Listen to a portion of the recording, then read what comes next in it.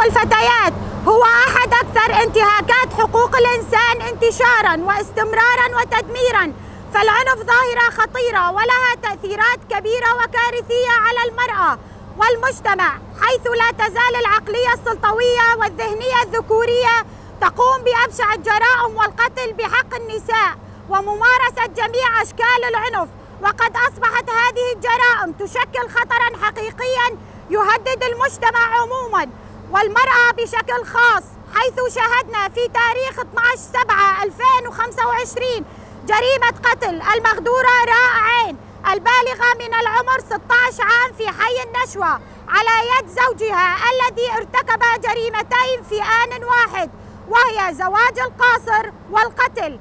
أن هذه الجريمة هي ضمن سلسلة من الجرائم التي لا تمد للإنسانية بصلة، والتي لا يرضاها لا دين ولا مجتمع ولا قانون. لذلك نحن كمؤتمر ستار وجميع التنظيمات النسائية نطالب بوقف الانتهاكات الممارسة بحق النساء، وندين ونستنكر هذه الجريمة التي أودت بحياة طفلة وحرمانها من حق الحياة، ونطالب جميع الهيئات الحقوقية والسلطات المحلية والمنظمات التي تدافع عن حقوق النساء بالتحقيق العاجل وإنزال أقصى العقوبات بحق مرتكب هذه الجريمة. مؤتمر ستار 12/7/2025.